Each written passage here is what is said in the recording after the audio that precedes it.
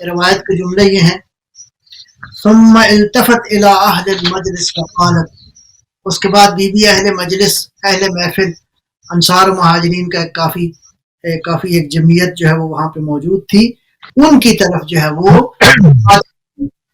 یہ اگلے جو جملے ہیں قابل غور ہیں، یہ اس میں ایک تنبیہ والا انداز ہے، اور یہ حق رکھتی ہے وہ فاطمہ جو سلام اللہ علیہ کی منزل پر ہے، وہ ہستی جو پیغمبر اکرم کے بعد سب سے زیادہ احترام ہے، وہ ہستی جو واقعاً جس کی عظمت کا ہم نہیں اندازہ لگا سکتے، فاطمہ زہرا کی عظمتیں. تو یہ جو انداز ہے یعنی بے الفاظ دیگر پیغمبر اکرم کا بے ایمانہ جانشین ہونے کا انداز لگتا ہے کہ پیغمبر کی جانشین کون ہے. سیدہ اہل مجلس کی طرف متوجہ ہوئی اور یہ جملہ ارشاد فرمایا، قابل غور ہے یہ جملہ، انتم عباد، اے اللہ کے بندے تم. بالکل ایک وارننگ، ایک تنبیہ والا سٹائل ہے. انتم عباد اللہ رسول امرہ و نہیہ، بتاؤ اللہ کے امر و نہی کے ستون تم ہو، اللہ کے امر و نہی کے علمبردار تم ہو.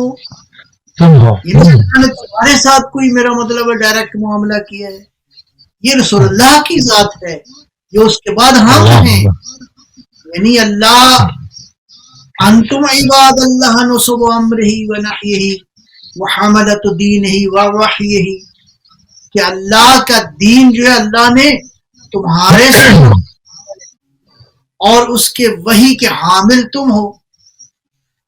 یہ بالکل ایک ایسا سٹائل ہے جو حضرت زہرا کے حوالے سے بالکل میں عرض کروں کہ زیبا تھا کہ وہی بیٹی اور وہی بی بی جو ہے اس انداز سے خطاب کرے پوری امت کو، پوری انسانیت کو.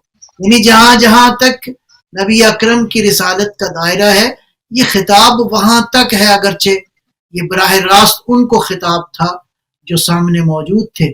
یہ یعنی پیغمبر اکرم کی یہ فضائل اس سے پہلے کسی نے نہیں سنے تھے، یعنی وحی کی حقیقتیں اس سے پہلے اس انداز سے کسی نے نہیں سنی تھی. امناء اللہ علی انفسکم، اللہ کے امین تم ہو، اللہ نے تمہیں امین قرار دیا ہے. علی انفسکم پیچھے بیان فرما چکی ہیں، میرے بابا ہیں جو اللہ کے نبی ہیں، اللہ کی وحی کے امین. اللہ کی وحی ہونا یہ کوئی معمولی بات ہے، یعنی کہ یہ معمولی معاملہ ہے. یعنی شخصیت کا استحکام اتنا زیادہ ہو کہ وہ پہاڑ جو وہ قرآن جو پہاڑوں پہ نازل ہو تو پہاڑ ریزہ ریزہ ہو جائیں، اس کے لیے کسی ایسی شخصیت کا وجود چاہیے. وہ مصطفیٰ کی ذات ہے اور وہ ہیں جو بضعتم منی کی منزل پر فائز ہیں، وہ ہستیاں ہیں، وہ شخصیت ہے. وہ بلغاء الی الامم، کیا اللہ نے تم سے معاہدہ کیا ہے کہ ساری امتوں تک تم نے اللہ کے امر و نہی کو، اللہ کی وحی کو، اللہ کے عہد و پیمان کو پہنچانا ہے. وزعمتم، تم گمان کرتے ہو، تم ایزیوم کرتے ہو، کیا تمہارا یہ گمان ہے حق اللہ، یہ تمہارا حق ہے، یہ تمہارا گمان ہے. یہ بھی سوال کے انداز میں پوچھ رہی ہیں. اچھا یہ کیوں ضرورت پیش آئی ہے کہ تم لوگ کیا گمان کرتے ہو؟ ایسی کیا بات تھی، کس حوالے سے اس حساب سے جو ہے وہ گفتگو کرنے کی ضرورت پیش آئی؟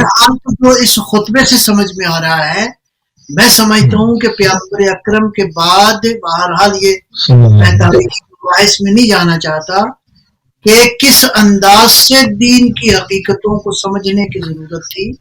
یہ بہرحال ایک ایسا متنبع کرنے والا چاہیے تھا، وہ بی بی فاطمہ سے بہتر کوئی اور نہیں تھا.